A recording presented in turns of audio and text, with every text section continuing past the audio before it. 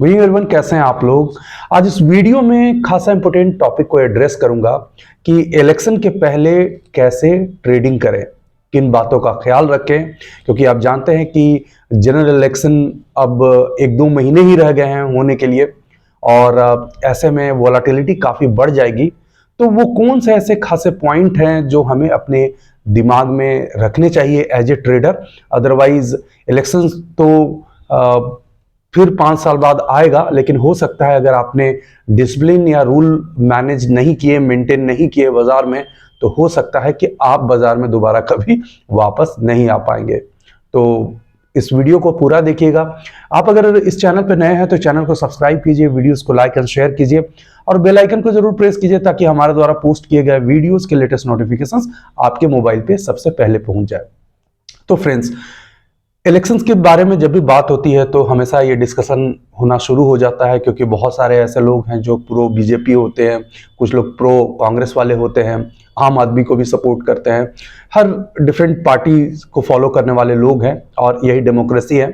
लेकिन बात ये होती है कि जब मार्केट के कॉन्टेक्स्ट में हम बात करते हैं तो हमेशा आपको एक चीज समझना होगा कि मार्केट को ना बीजेपी से लेना देना होता है, ना कांग्रेस से लेना देना होता है। मार्केट जो होती है वो स्टेबिलिटी चाहती है और कोई भी अनएक्सपेक्टेड अगर चीज होती है तो मार्केट उसमें नेगेटिवली रिएक्ट करता है। जरा एक हिस्टोरिकल डेटा आप लोगों से शेयर करता हूं।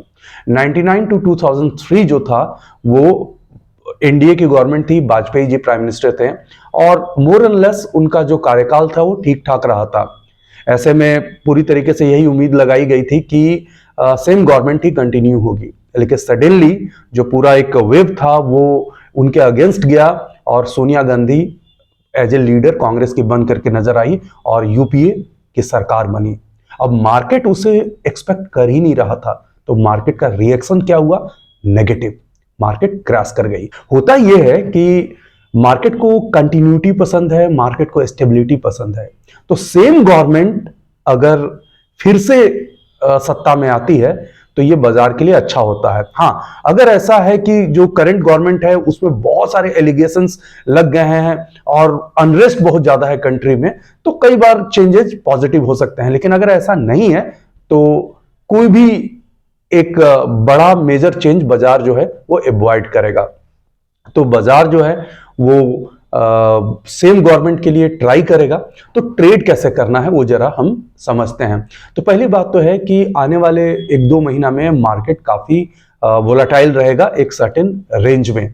तो ऐसे में क्या है कि स्पेशली ऑप्शंस वगैरह के प्रीमियम जो है वो काफी बढ़ जाएंगे। वोलाटिलिटी होगी तो ऑप्शन सेलर रिस्क पे रहेंगे तो आपसे प्रीमियम ज्यादा चार्ज करेंगे। तो ऑप्शन बायर को बहुत डिफिकल्ट होने वाला है, क्योंकि ऑप्शन बायर के लिए सबसे अच्छी मार्केट वो होती है जहां या तो मार्केट अप साइड ट्रेंडिंग हो या डाउन साइड ट्रेंडिंग हो। लेकिन अभी क्लैरिटी है ही नहीं बहुत ज्यादा, तो बाजार जो है वो एक सर्टेन रेंज में ही अप डाउन, जिस तरह से न्यूज आते जाएगी, जिस तरह से एग्जिट पोल आएंगे, उस तरह से ही बाजार बिहेव करेगा। तो ऐसे में जो बायर्स हैं उनके लिए बहुत ज्यादा टफ टाइम होगा।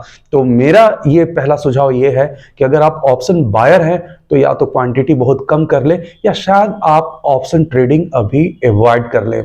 आपको इक्विटी में फॉर अ मोमेंट 1-2 महीना के लिए आना चाहिए।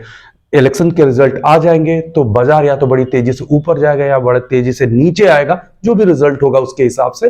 तो आपको एक ट्रेंडिंग मार्केट मिलेगा और बहुत अच्छा पैसा तब आप ऑप्शंस पे बना सकते हैं। तो अभी के लिए ऑप्शंस बाइंग जो है थोड़ा अवॉइड करके चलें।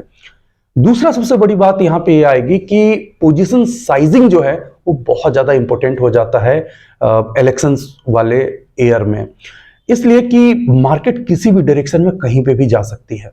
अगर कुछ भी अगेंस्ट हुआ इलेक्शन का रिजल्ट तो मार्केट अच्छा खासा लोअर सर्किट भी लगाते हुए नजर आ सकता है। तो ऐसे में अगर आपकी पोजीशन बहुत हाई लिवरेज की रहेगी, आपने बहुत ज्यादा मार्जिन पे अपना पोजीशन उठाया हुआ होगा, तो आप बहुत ज्यादा पैनिक कर सकते हैं।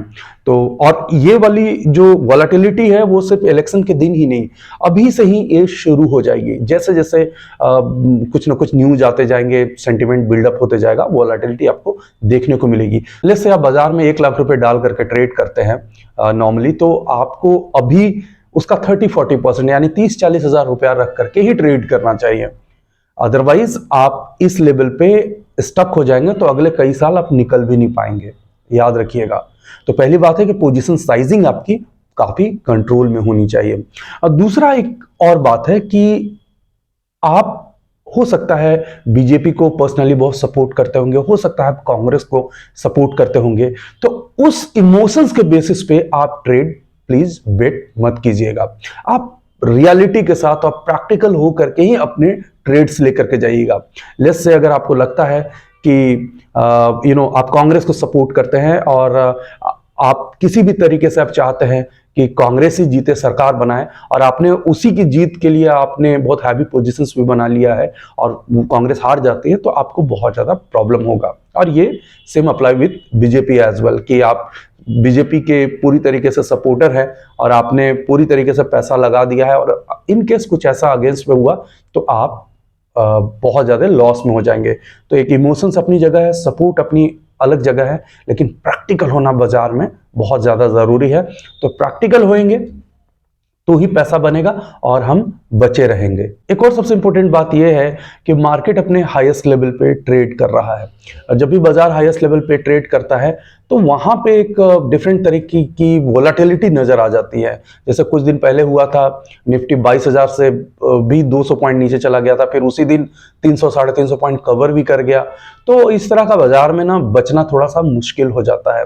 लगता तो है कि 10 रुपए की चीज 200 हो गई, 200 की चीज 10 रुपए हो गई ऑप्शंस में, लेकिन एक्चुअल में बनता किसी का उस तरह से पैसा नहीं है। आपके रिस्क एंड रिवार्ड के हिसाब से ही पैसा बनता है, अदरवाइज सारा कुछ माया है, मिथ है। तो मेरा कहने का मतलब यह है कि इस तरह की वोलाटिलिटी को थोड़ा सा केयरफुल होकर के मैनेज करें। स्पेशली अब बात करूंगा ऑप्शन सेलर को लेकर के। बहुत सारे ऐसे लोग जो बाजार में आते हैं तो ऑप्शंस बाइंग में तो परेशान हो जाते हैं, लेकिन कुछ लोगों को लगता है कि ऑप्शन बाइंग में तो लॉस होता है तो बस ऑप्शन सेलिंग कर लेते हैं कि ऑप्शन सेलिंग में मार्केट देखने की जरूरत नहीं है, राइट ऑफ कर देते हैं। आप ऑप्शन सेलिंग को ऑप्शन राइट ऑफ भी बोल सकते हैं। तो उनको लगता है कि बस सेल कर दो और अपने काम में बिजी रहो और कुछ दिन में वो जीरो हो ही जाएगा, लेकिन फ्रेंड्स ऐसा नहीं होता है। आप 2-3 महीने लगातार ऑप्शन सेलिंग में जो पैसा कमाएंगे, आपको सिर्फ आधे एक घंटे में वो पैसा जा भी सकता है। अचानक से बड़ा मोमेंटम आया और आपकी ना हेजिंग्स है, ना आपको अपने स्ट्रैटेजी को एडजस्ट करना आता है, तो फिर आप परेशान हो जाएंगे। और आपने अगर नेकेड पोजीशन बनाया है, ओपन सेलिंग करी हुई है, तब तो आप पता नहीं सारा कैपिटल भी उड़ा सकते हैं। मैं बहुत सारे अपने फ्रेंड्स को देखता हूं जिनको मैंने बहुत बार गाइड किया था कि आप अगर बाजार में आ रहे हैं तो आप थोड़ा सा प्रोफेशनली समझ लो हेजिंग कैसे करते हैं, ट्रेड कैसे करते हैं, बट वो उल्टा ही मुझे कई बार ज्ञान देते हुए नजर आए कि हम तो बस देखते हैं कुछ स्टॉक, उसमें कॉल पुट बस सेल कर देते हैं, पैसा तो बन ही रहा है। जैसे ही मार्केट अप एंड डाउन हुई, वो स्टॉक में कुछ ऊपर नीचे खबर हुई तो सारे लोग बाजार से बाहर हो गए। और अब तो शायद अपने मोबाइल में उस तरह का कोई ऐप भी नहीं रखते हैं। जब मैं स्टॉक मार्केट के बारे में उनसे बात करने की कोशिश करता हूं तो खासा नाराज हो जाते हैं, वो इसलिए क्योंकि उनका एक्सपीरियंस बहुत बुरा हो गया। फ्रेंड्स, आपके साथ ऐसा ना हो इसलिए ये वीडियो बना रहा हूं। केयरफुल रहिएगा और आई एम श्योर कि आप मेरी बातों को अगर मानेंगे तो आपके लिए ये इलेक्शन का जो समय है वो आपके लिए प्रॉफिटेबल रहेगा और थोड़ा सा आप बच भी जाएंगे। क्योंकि जैसा ट्रेड हम पिछले कुछ समय से करते आए हैं ट्रेंडिंग मार्केट में, सेम अभी अप्लाई नहीं करना है। होप ये वीडियो आपको पसंद आया होगा। इलेक्शन जैसे जैसे करीब आएगा मैं और वीडियोस इससे रिलेटेड लेते आऊँगा। कमेंट सेक्शन में आप जरूर बताइए कि आपकी क्या राय है, आपको क्या लगता है इलेक्शंस के बाद बाजार का ट्रेंड कैसा होगा। आप हमसे फेसबुक, ट्विटर, इंस्टाग्राम, कोरा और लिंक्डइन पे कनेक्ट हो सकते हैं। Thanks for watching, take care. Video को लाइक करें, शेयर करें, सब्सक्राइब करें और आने वाले वीडियोस के नोटिफिकेशंस के लिए बेल आइकन को दबाएं।